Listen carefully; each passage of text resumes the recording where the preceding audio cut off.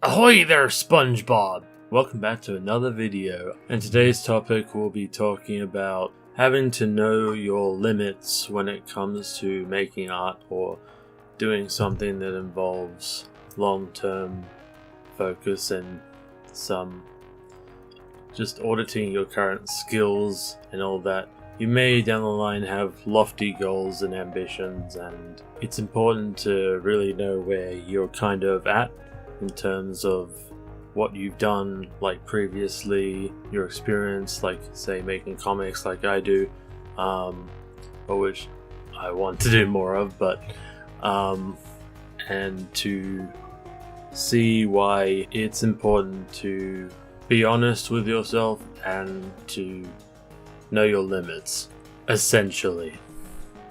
So I was watching YouTube the other day and this topic was brought up in a video by Creepshow Art, and she talks about Atri and how their quality has like dipped very recently, and she goes on about how Ethan tends to make very tightly constructed videos that have good jokes in them and play to his strengths in comedy very well, but when he goes on to do his own podcast, his flaws tend to like become more apparent because he's not that good actually like talking for 3 hours and charming his guests with his own charisma. Not that he doesn't have any, I'm just saying, like, she said like the format wasn't really suiting him, and so she found his quality and content was taking a nosedive, as it were. And that made me think a lot about like how comics are essentially hard to make, and they require a lot of time, investment, but I find them like a joy to consume as a form of entertainment. And whereas with novels, I found them a little bit more tricky to feel invested in. It tends to, well, it's more about certain styles of like writing. If I'm not really enjoying it because there's too much like character like development, or like trying to construct who these characters are and no plot and no inciting incident happens, then I tend to just lose interest very quickly.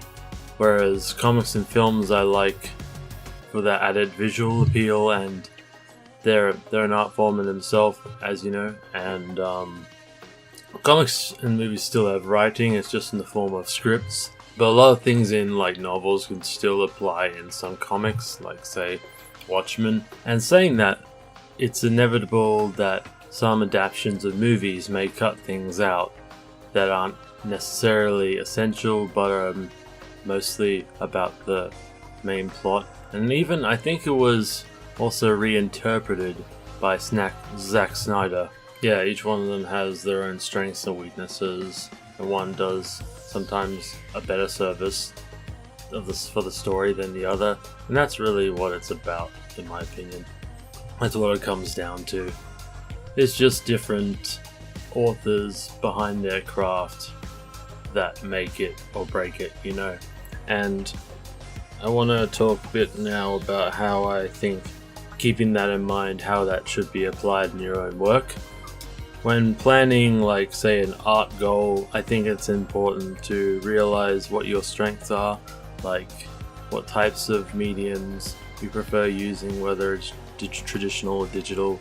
And also when planning goals, that's important.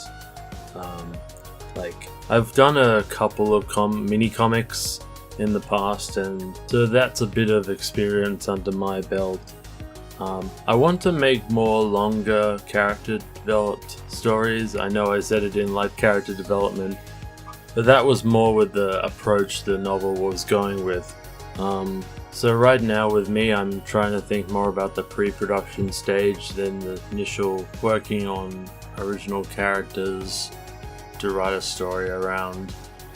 And it's a slow process at times, but I think I can manage it from what I've done in the past. I know I have artistic experience, and that could play an important role because comics are a visual medium after all, and the writing stage tends to be hard. I guess it's going with an idea and sticking with it that bothers me, but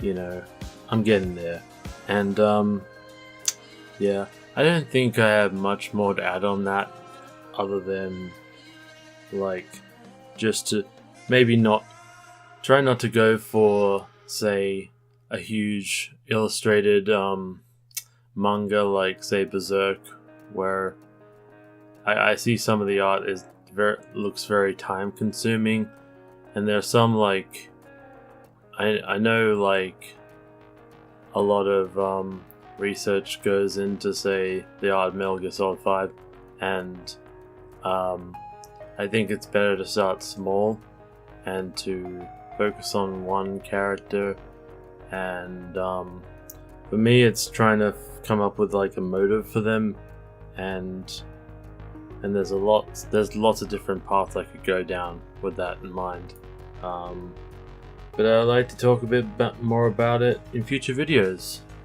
Sure. As you can see, this is a time lapse I'm doing of a character from a video game called Apex Legends. It's an MMO, and this is Bangalore. She's one of the more offensive characters, and she's an ex-soldier, but she has like this smoke grenade ability, and to me it always reminds me of like Batman with his smoke grenade, plus the Arc Star, which is a special thrown grenade in the shape of a ninja star, which led me to make this piece. It's not the most perfect. I'm trying to work out like the smoke, and so I'm trying to make it a foreground and a background element at the same time, while having Bangalore, which I titled the piece Batgalore, into the picture. And it's been a bit of a tricky process, but I like how it turned out overall. And yeah, I posted those on Twitter if you want to go check them out, and that's about it. Thank you guys for watching. Let me know what you think in the comments, and I'll see you guys next time. Cheers.